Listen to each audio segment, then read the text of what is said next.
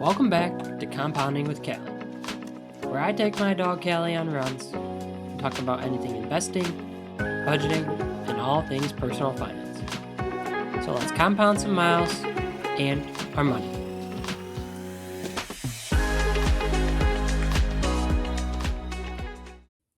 Most people treat investing like a trip to Las Vegas. They walk into the market looking for a win, hoping they'll stumble upon the next Amazon or Tesla before the rest of the world catches on. But if you look at the people who actually build sustainable, multi-generational wealth, they aren't gamblers, they are architects. The most important thing in investing isn't picking the perfect stock. It isn't timing the market to buy the dip, and it's definitely not chasing whatever's trending online. The secret is having a structure and having a discipline to stick to it when everyone else is panicking. Most people fail at investing not because they're bad with money, but because they skip the boring parts. They tried to build the penthouse of a skyscraper before they even poured the concrete for the foundation. They invest their last $1,000 into a trendy stock, then their car breaks down, they're forced to sell at a loss to pay the mechanic, and then they claim the market is rigged. It wasn't rigged, they just didn't follow the right order. Today I'm going to walk you through a proven step-by-step structure for building wealth that actually lasts. Step 1 is building up an emergency fund. Before you even think about the stock market, you have to build a financial safety net. We call this the emergency fund, which is your buffer against the unexpected. This is the part most people want to rush through because, let's be honest, cash sitting in a bank account feels boring. It isn't multiplying by 20% a year. But this fund is the reason long-term investors stay investing. An emergency fund protects you from life's unexpected moments. Your air conditioner dies in the middle of summer. Your company has layoffs without notice. A medical bill shows up that your insurance won't cover. Without this cash buffer, every surprise turns into a crisis, which then leads to bad investing decisions. When you have 6 months of expenses to cover rent, food, utilities, and other fixed costs tucked away, a market crash isn't a disaster. It's an opportunity. But you shouldn't just leave that money in a traditional checking account earning 0.01% interest. That's essentially letting inflation eat your savings for breakfast. Instead, your foundation belongs in a high-yield savings account, or HYSA. These accounts are FDIC insured and just as liquid as a normal account, but because they are often managed by online-only banks with lower overhead, they pass the savings on to you. Right now, many are paying between 4 and 5%. In a $20,000 emergency fund, that's an extra $1,000 a year just for having your money in the right bucket. This account isn't only for emergencies either. It's also a great place to save for short and medium-term goals. Things like a future home down payment, a car, a vacation you're looking forward to, and home projects. Money you'll need in the next few years doesn't belong in the stock market. This is where it belongs. Once your emergency fund is established, we have to look at the wealth killers. Top being high interest debt. This is usually credit cards or personal loans. If you're carrying a balance on a credit card with a 22% interest rate, and you're trying to invest in the stock market, which historically returns about 10% a year, you are mathematically losing the game. You are trying to run a race with a 50-pound weight tied to your ankles. Paying off 22% interest rate credit card is the only guaranteed 22% return you will ever find in the financial world. There's no market volatility, no risk of a crash, and no taxes on the gain. It's the smartest investment you can make. Now, this doesn't apply to low interest debt like a 3 or 4% mortgage. In those cases, the math actually favors keeping the debt and investing the extra cash because the market will likely outperform the interest rate. But for anything above 7 or 8%, kill it with fire. Clear the deck so that every dollar you earn moving forward is working for you, not for a bank's shareholders.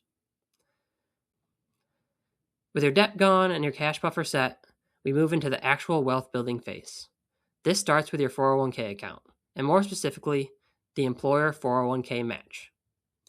If your company offers a match, say they'll contribute dollar for dollar up to 4% of your salary, and you aren't taking it, you are essentially refusing a part of your salary. Think about the math. An employer match is an instant 100% return on your money. No stock, no crypto, and no real estate deal can compete with that. If you put in $200 and your boss puts in $200, you have doubled your money before it even hits the market. Inside that 401k, you don't need to be a genius. Most people overcomplicate this. Look for broad market index funds, specifically those that track the S&P 500 or a total stock market fund. Look for the expense ratios, the fees that the fund charges, and try to keep them under 0.1%. If you want to be completely hands-off, a target date fund will automatically adjust your risk as you get closer to retirement. The goal here isn't to beat the market, it's to be the market. After you secure those contributions and the employer match, the next priority is the Roth IRA. This is arguably the most powerful wealth building tool to the average person.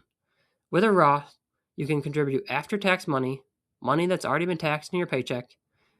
It then grows tax-free, and when you retire and take it out, you pay $0 in taxes to the IRS.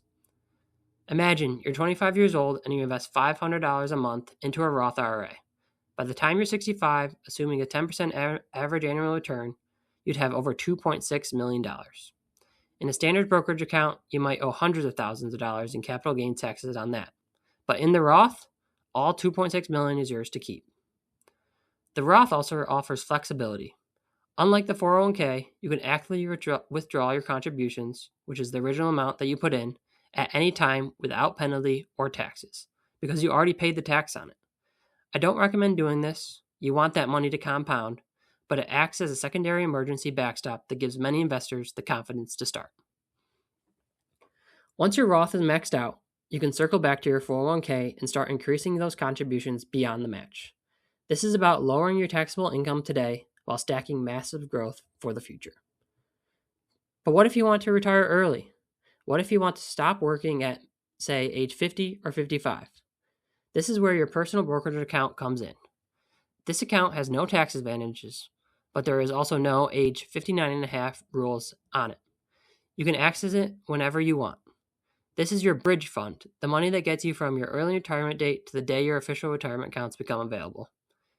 In this account, keep the same philosophy. 80 to 90% on quote-unquote boring index funds or ETFs like VTI, which is the total stock market fund, or VOO, which is tracking the S&P 500. If you want to take a little more risk here and invest in individual stocks or more speculative assets, use the remaining 10%. This allows you to scratch that itch for excitement without risking your entire financial future. To recap, building wealth isn't a sprint. It's a marathon where the only person you're racing is your past self. You don't need to be a math whiz or have a degree in finance. You just need to follow a structure. Build up 3 to 6 months of expenses in a high-yield savings account. Pay down all debts as fast as possible. This includes all credit cards and personal loans. Contribute at a bare minimum to your 401k and to the percent of your employer match. Contribute the maximum yearly amount in your tax-free growth account, which is your Roth IRA. And then finally, add in a personal brokerage account for increased flexibility and maximum wealth accumulation. Wealth is built slowly, quietly, by repeating these simple actions over and over again. You don't need to be perfect. You just need to stay in the game. The best investing strategy is the one with the highest potential return on paper. It's the only one you can actually follow for 30 years without quitting. If this breakdown gave you a clearer path forward, hit that subscribe button. I'm here every week to help you cut through the noise and build a life of financial freedom. Thanks for tuning in. Same pace next time. Keep compounding.